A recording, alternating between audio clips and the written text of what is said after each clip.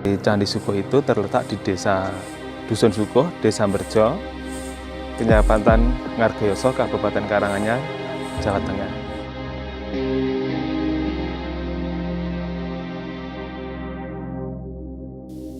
Kerajaan Majapahit merupakan kerajaan besar yang berada di Indonesia. Memiliki sejarah yang menjadi salah satu kebanggaan negeri ini. Berdiri pada tahun Saka 1373, Kerajaan Majapahit terkenal pengaruhnya yang besar bagi sejarah negara ini. Dari sekian panjang perjalanan Kerajaan Majapahit, meninggalkan sebuah jejak peninggalan sejarah yang berupa candi yang cukup unik. Salah satunya adalah Candi Sukoh.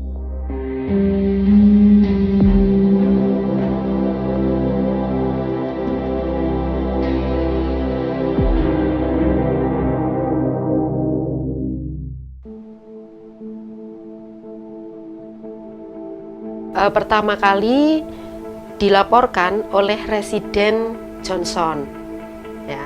Jadi itu Residen Surakarta pada masa pemerintahan Raffles. Ya.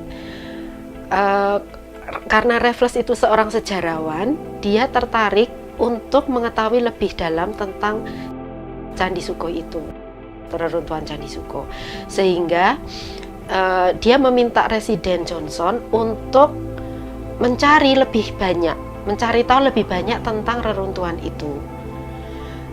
Nah, kemudian oleh Raffles, hasil temuannya dimuat dalam buku tulisannya yang berjudul History of Java. Baru ketika pada masa pemerintahan Hindia Belanda, penggalian mengenai reruntuhan candi ini dilakukan oleh Van Vlies, Dr. Van Vlies. Itu tahun 1842. Ya. Nah, kemudian karena ini dianggap sebagai warisan budaya nasional, maka tahun 1978, 1982 dibugar.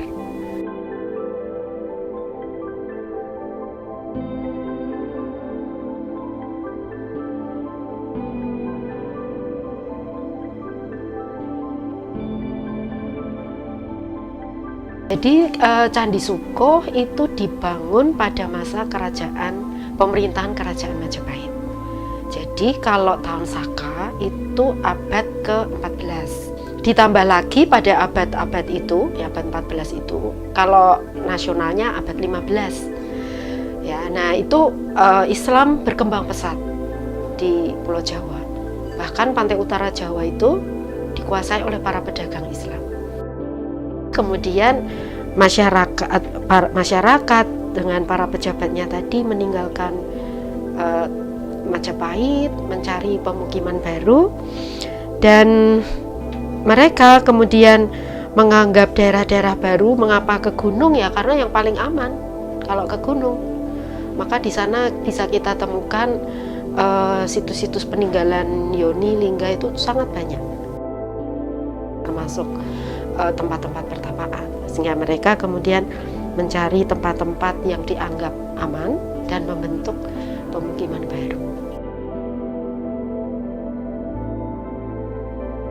Candi Sukoh itu mempunyai bentuk bangunan yang sangat unik dan berbeda dengan candi-candi Hindu lainnya di Jawa, yang hampir sama bahkan yang ada di suku Maya, Meksiko. Dari bahan bangunannya sendiri juga sangat berbeda dengan candi-candi di Jawa Tengah yang lain, yaitu hampir semua bangunan itu terbuat dari batu andesit merah. Gitu. Kalau candi lain itu dekat sungai, sehingga bahan bangunan dari gunung, ya, Gunung Merapi misalnya, Prambanan, Borobudur itu batuannya kan dari Gunung Merapi, maka batu andesit hitam kuat. Tetapi kalau candi-candi di Gunung Lawu ini ya diambilkan dari daerah situ. Ya, makanya kalau kita lihat memang kok cirinya nggak sama dengan Jawa Timur dari batu bata, ya, tapi dari batu, ya batu gunung, karena memang mereka menemukan batuan dari wilayah itu yang dekat. Hanya kemudian nanti terkait dengan relief-reliefnya, karena sangat unik di Candi Suko ini, berbeda dengan yang lain. Nah, tentu ini berkaitan dengan keinginan, harapan dari masyarakat yang tinggal di situ waktu itu.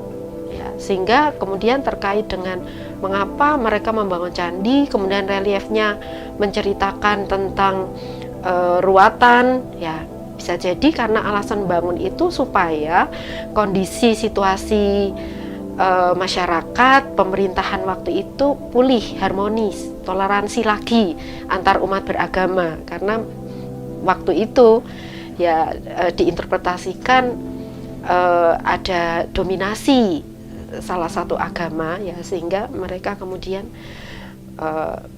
meninggalkan kerajaan, membentuk pemukiman baru, tetap menganut Hindu.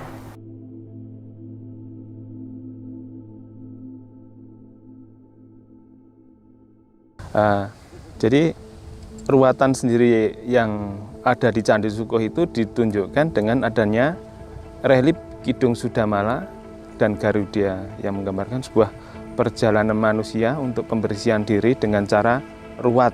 Banyak relief yang menunjukkan tentang candi porno atau seksualitas, yaitu dengan adanya relief kelamin laki-laki dan perempuan yang menunjukkan lambang lingga dan yoni.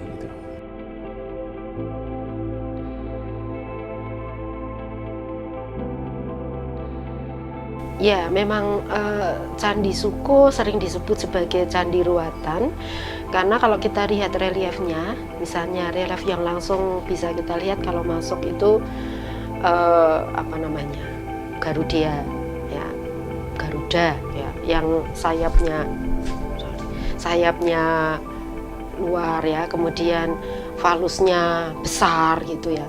Nah, karena masyarakat, dikatakan bahwa masyarakat Hindu Suko ini penganut Tantrayana. Jadi hal-hal itu simbol ya, simbol bahwa itu perbuatan yang memalukan. Karakteristik Candi Suko sendiri secara arsitektur atau bangunannya itu hampir sama dengan langgam-langgam yang ada di Jawa Timur, yaitu ada pelataran atau bentar dan juga punden seperti berunda. Memasuki halaman yang pertama itu ada gapuro atau gapura paduraksa, yang di situ di kanan kirinya itu ada relief sebagai Condro Sengkolo. Di kanannya itu ada Condro Sengkolo yang berbunyi Gapuro Buto Aban Wong atau gapura raksasa makan manusia. Itu yang melambangkan angka tahun berdirinya Candi Suko. Gapuro itu angka 9. Terus raksasa itu angka 5, makan angka 3, manusia angka 1. Jadi kalau diurutkan dari depan itu 1359 Saka atau 1437 Masehi. Itu angka tahun atau Condro Sengkolo yang ada di gapuro pertama. Terus di lantai gapuro pertama itu ada relief bertemunya lingga dan yoni atau falus dan vagina atau lingga yoni yang melambangkan juga sebagai lambang kesuburan. Terus di atasnya juga ada relief atau arca seorang raksasa dengan garang tapi pakai mahkota dan berjenggot. Jadi sangat berbeda kala yang ada di Candi Suko dengan candi-candi yang lain juga. Mungkin ada tujuan tertentu tapi kita juga belum tahu. Terus juga itu gapuro pertama. Terus kanan kirinya ada relief Garuda mencengkeram naga yang menggambarkan betapa sulitnya di kehidupan itu untuk membebaskan mala atau dosa yang ada di diri kita atau seseorang.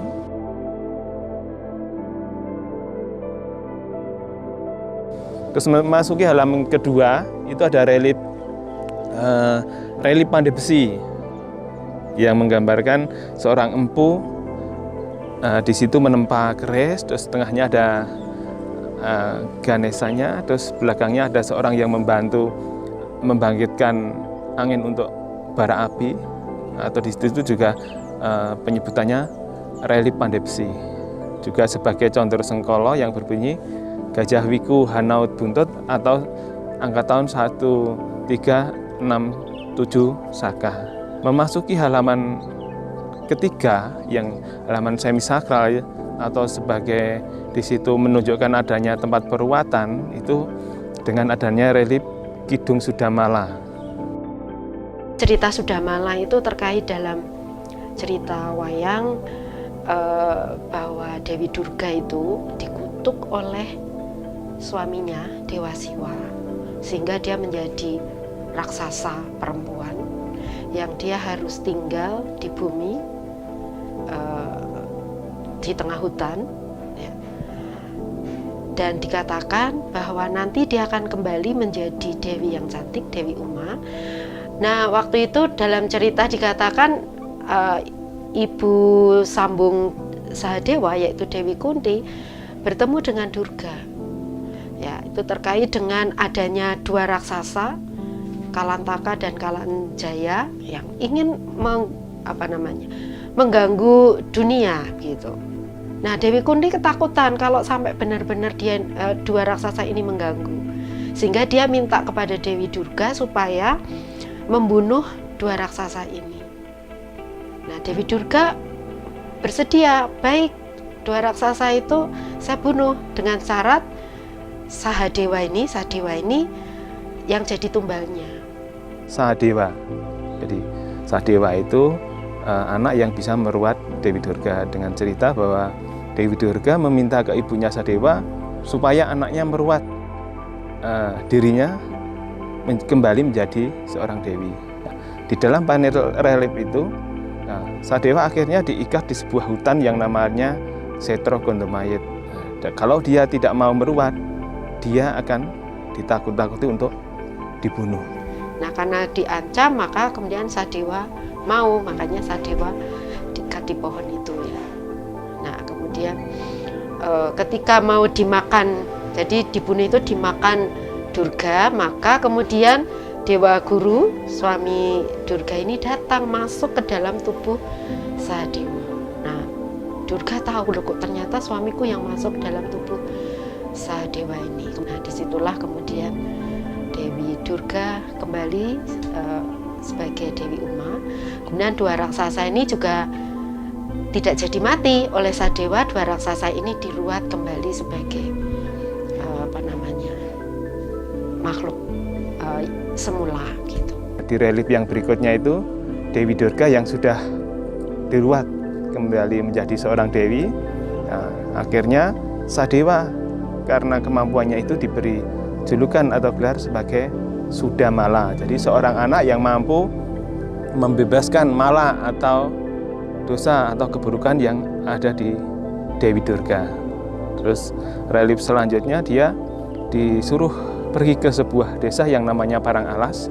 Di situ juga Sahadewa merawat seorang pertapa yang namanya Tambapetra, yaitu merawat dari kebutaannya atau menyembuhkan. Akhirnya Sahadewa dinikahkan dengan anaknya Tambapetra. Terus di relief yang berikutnya ada seorang Bima mengalahkan seorang raksasa dengan kuku pancanakanya, dan di situ ada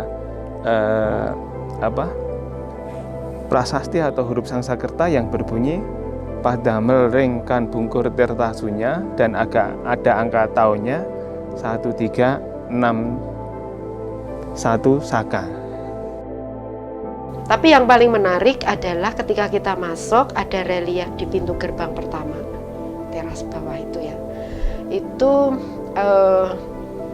ular. Ya, kemudian, nah mengapa kok setengahnya di sana itu banyak ular? Bisa saja tadi terkait dengan cerita ruatan Garudia.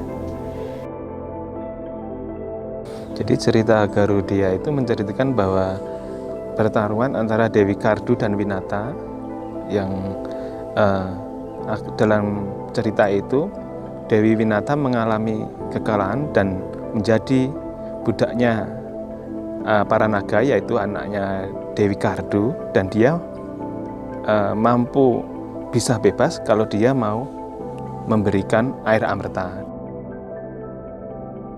Jadi Tirta Merta itu kan kalau dalam cerita Dewa Ruci, buku saya itu adanya di dasar laut. Tapi bagaimana Garuda bisa sampai menyelam ke dalam air laut gitu ya, atau di tempat yang jauh gitu. Nah itu lama, Garuda itu nggak putus asa gitu mencari mencari tirta merta itu. Ya, tirta kan air, ya, merta itu kehidupan, air kehidupan. Nah sehingga berhasil, makanya diserahkan ke Dewi Kadru kan, Dewi Kadru menang gitu. Jadi Garuda bisa mengalahkan Dewi Kadru dengan anak-anaknya, sehingga akhirnya Dewi Winata lepas dari perbudakan Dewi Kadru. Jadi kalau kita belajar dari Candi Sukoh ya, dari reliefnya, kita belajar mengenal kebaikan dan kejahatan.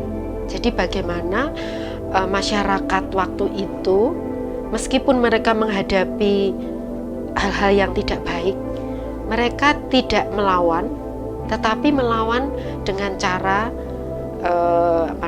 dengan cara halus, makanya ruatan namanya. Kemudian nilai-nilai pendidikan apa? Tadi keteladanan misalnya, bagaimana seorang anak harus menghormati orang tuanya.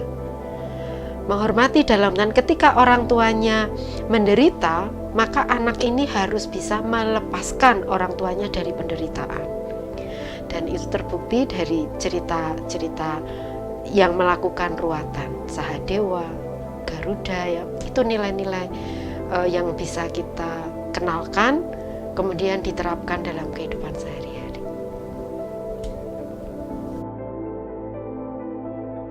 Sekarang sudah bagus pemerintah daerah memperhatikan kawasan Candi Sukoh yang semula terbengkalai, kurang terawat, sekarang sudah bagus, hijau, indah, nyaman, ya. Tetapi masih perlu penelitian-penelitian lanjut, baik penelitian yang perlu diungkap ya, termasuk relief-relief candi ini, makna-maknanya. Sebenarnya yang lebih penting gitu ya, misalnya kaitan dengan mengapa di sana sampai ruatan itu nggak hanya satu sebenarnya ceritanya. Jadi bisa dilakukan riset itu, mengapa ya kok ini bisa cerita Garuda, bisa cerita Sahadewa, cerita Murwakala misalnya, dan relief-relief yang lain. Itu sebenarnya menarik kalau kita kaitkan dengan itu, karena masyarakat umumnya tidak mengenal. Masyarakat sekitar itu nggak bisa merangkai kaitan ini dengan misalnya Candi Sukoh, Candi Ceto, kemudian dengan situs-situs yang ada di Lawu. Pesan untuk masyarakat atau masa depan untuk negeri ini atau masyarakat, bahwa marilah kita bersama-sama mengenal cagar budaya, situs cagar budaya, biar setelah mengenal, mempelajari, kita akan merasa memiliki. Karena dengan rasa memiliki, kita akan bersama-sama menjaga, melestarikan, dan banyak hal yang kita belajar dari masa lalu untuk masa depan yang sangat luar biasa.